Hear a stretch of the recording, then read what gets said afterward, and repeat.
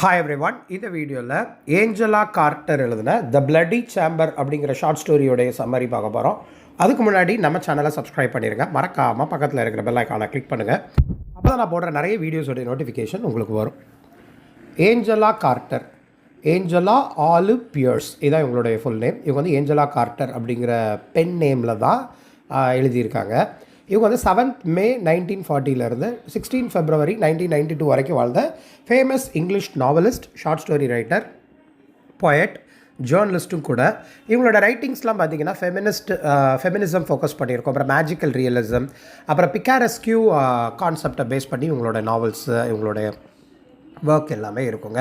அதாவது பிக்காரஸ்க் அப்படிங்கிறது வந்து ஒரு கேரக்டர் வந்து அவங்களுடைய அட்வென்ச்சரஸ் ஆக்ஷன்ஸை அவன் ஹீரோ மாதிரி, ஆனால் அவன் வந்து கொஞ்சம் ரோகிஷாக இருந்தாலும் அவன் வந்து ஒரு ஹீரோ மாதிரி அந்த ஒர்க்கில் வந்து அவங்க ப்ரெசென்ட் பண்ணியிருப்பாங்க. இவங்களோட மேஜர் ஒர்க் பார்த்திங்க அப்படின்னா த பிளடி சேம்பர் அப்படிங்கிறது தான். சரி வாங்க இந்த ஒர்க்கோடைய சம்மரி பார்த்துடலாம். இது பிளடி சேம்பர் அல்லது bloody chamber and other stories அப்படின்னு சொல்கிறாங்க. இது வந்து கலெக்ஷன் ஆஃப் ஷார்ட் ஃபிக்ஷன் தான். இதில் வந்து ஒரு ஃபஸ்ட்டு ஸ்டோரியான இந்த பிளடி சேம்பர் தான் இந்த வீடியோவில் நம்ம பார்க்க போகிறோம். இது வந்து யூகேயில் வந்து 1979 ஃபர்ஸ்ட்டு பப்ளிஷ் ஆகிருக்கு. அதுக்கப்புறம் இது வந்து செல்டன்ஹாம் ஃபெஸ்டிவல் லிட்ரரி ப்ரைஸ் இந்த ஷார்ட் ஸ்டோரி வாங்கியிருக்குங்க. ஏன்னா இந்த ஸ்டோரி எல்லாமே ஃபேரி டெய்ல் அல்லது ஃபோக் டெய்லை பேஸ் பண்ணி இவர் நம்ம ஏஞ்சலா கார்ட்டர் வந்து எழுதியிருக்காங்க. இந்த ஷார்ட் ஸ்டோரி கலெக்ஷனில் மொத்தம் 10 ஸ்டோரி இருக்குது. ஆனால் நம்ம இந்த வீடியோவில் பார்க்க போகிறோம் த பிளடி சேம்பர் அப்படிங்கிற ஷார்ட் ஸ்டோரியோட சம்மரி மட்டும் தான் பார்க்க போகிறோம். ஸோ இந்த பிளடி சேம்பர் அப்படிங்கிற இந்த ஷார்ட் ஸ்டோரியே ஒரு நாவலா அப்படின்னு சொல்லலாம். ஏன்னா நாவலுக்கு கொஞ்சம் பெருசாக இருக்குது, ஷார்ட் ஸ்டோரிக்கு கொஞ்சம் பெருசாக இருக்குது, நாவலுக்கு கொஞ்சம் கம்மியாக இருக்குது. ஸோ இதை வந்து நாவலெட் அப்படின்னு சொல்லுவாங்க. நான் என்ன சொன்ன மாதிரி இந்த பிளடி சேம்பர் அப்படிங்கிற இந்த ஷார்ட் ஸ்டோரி கலெக்ஷன் வந்து ஃபேரி டேலை பேஸ் பண்ண மாதிரி தான் இருக்கும். மோரோவர் ஃப்ரெஞ்ச் ஆத்தரான சார்ல்ஸ் பெரால்ட் அப்படிங்கிற ஒரு ரைட்டருங்க, அவருடைய ரைட்டிங்ஸை இன்ஸ்பயர் பண்ணி இவங்க எழுதின மாதிரி இந்த ஒர்க் அமைஞ்சிருக்கும். சரி வாங்க இந்த ஷார்ட் ஸ்டோரிக்குள்ளே போயிடலாம். ரொம்ப இன்ட்ரெஸ்டிங்காக இருக்கும் இந்த ஷார்ட் ஸ்டோரி பிளடி சேம்பர். அதில் இருக்கிற ஒரு ஹீரோயின் வந்து ஒரு யங் பியானிஸ்ட், அதாவது பியானோ வாசிக்கிறவங்க. இவங்க வந்து ஒரு ரிச் மார்க்கஸ் அப்படிங்கிற ஒருத்தரை மேரேஜ் பண்ணுறாங்க. அவனுக்கு வந்து ஆல்ரெடி 3 ஒய்ஃப்ஸ் இருந்திருக்காங்க அப்படிங்கிறது மட்டும் தெரிய வருது. இப்போது கல்யாணம் ஆன அந்த யங் பியானிஸ்ட் வந்து மார்க்கஸுடைய அரண்மனை, ஒரு கேசல் இருக்குது, அதுக்கு வந்து வர்றாங்க. அண்ட் சரி அவங்க கல்யாணம் ஆயிடுச்சு இல்லையா, ஸோ அவங்களுக்குள்ள அந்த ரிலேஷன்ஷிப்லாம் நடந்துருச்சு. அதுக்கப்புறம் அங்கே வந்து இவர் ரொம்ப சேடிஸ்டாக இருக்கிறாருங்கிறத காட்டுற மாதிரியான ஒரு இமேஜஸ்லாம் அவங்க பார்க்குறாங்க. எதுக்கு இந்த பேலஸில் இந்த மாதிரி இமேஜஸ்லாம் இருக்குது அப்படிங்கிற மாதிரி அவங்களுக்கு ஒரு தாட் ப்ராசஸ் அவங்க மைண்டில் வந்து போகுது.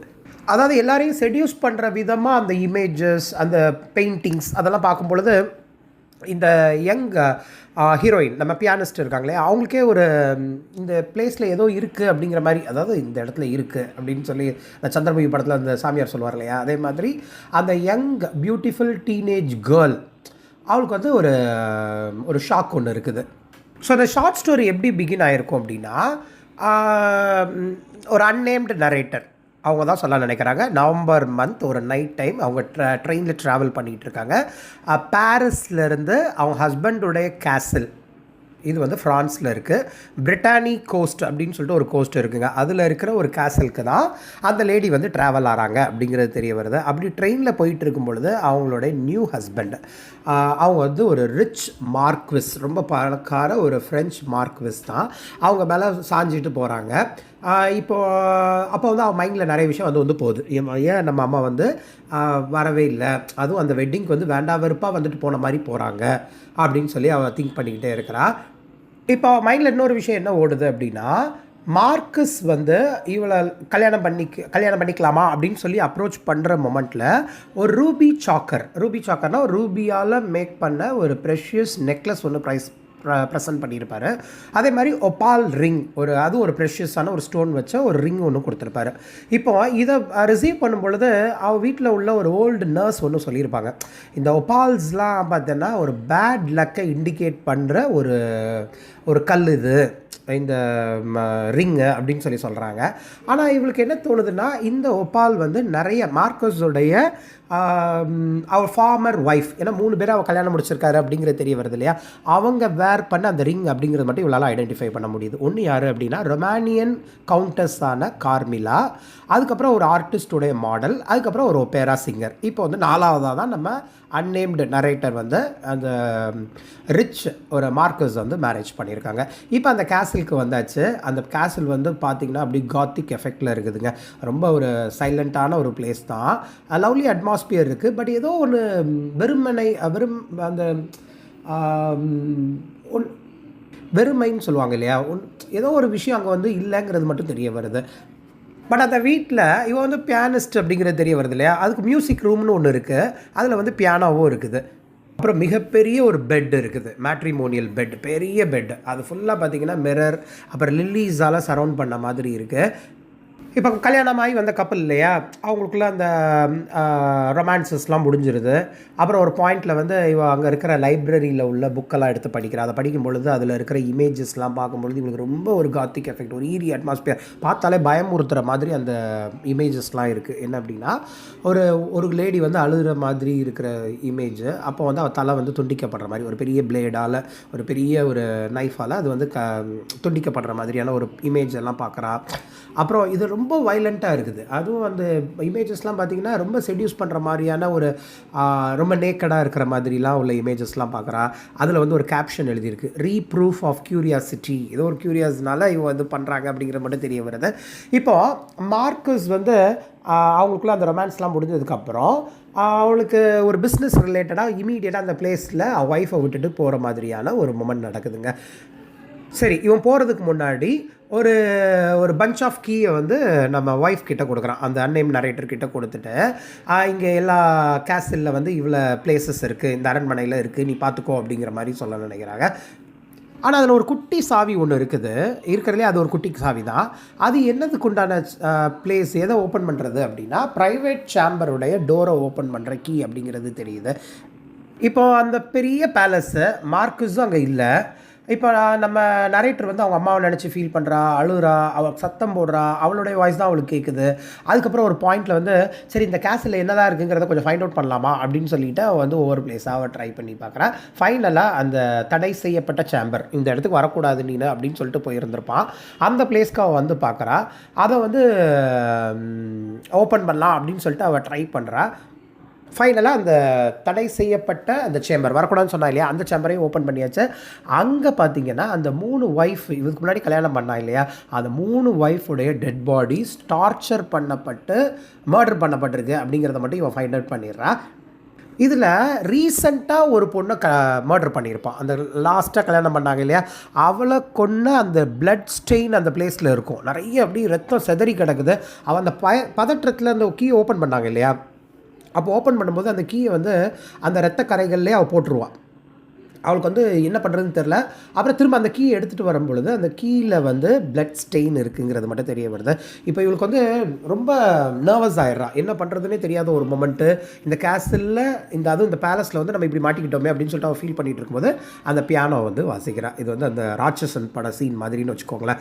அதில் அந்த வில்லன் வந்து அந்த பியானோ வாசிக்கிற மொமெண்ட்டு. அதே மாதிரி இவன் வந்து பியானிஸ்ட்டுங்கிறதுனால அவளுடைய மென்டல் எபிலிட்டியை ஸ்டெபிலைஸ் பண்ணுறதுக்காக, அதை நார்மலாக கொண்டு வர்றதுக்காக அப்போது அந்த இடத்துல வந்து பியானோ வாசிக்கிறா.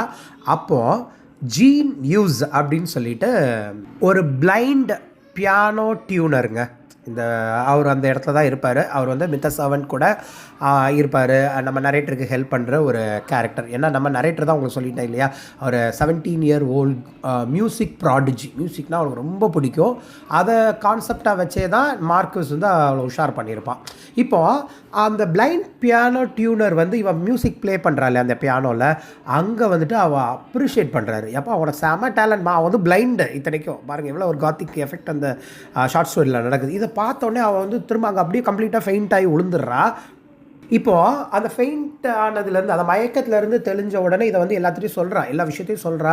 அதுக்கப்புறம் அந்த கீழே இருக்கிற அந்த பிளட் ஸ்டெயின் எல்லாம் வாஷ் பண்ண ட்ரை பண்ணுறா. இருந்தாலும் அந்த பிளட் ஸ்டெயின் கொஞ்சம் இருக்கத்தான் செய்யுது. இப்போ மார்க்கஸ் வந்து திரும்ப வந்துடுறாங்க, வீட்டுக்கு வந்துடுறான். என்ன அப்படின்னா அவனோட பிஸ்னஸ் பிளான்க்காக தான் இமீடியட்டாக அவளை விட்டுட்டு போனான் இல்லையா. இப்போ அந்த பிஸ்னஸ் ட்ரிப் வந்து கேன்சல் ஆயிடுச்சு அப்படிங்கிறதுனால அந்த ரிச் மார்க்கஸ் திரும்ப வந்துடுறாரு வீட்டுக்கு.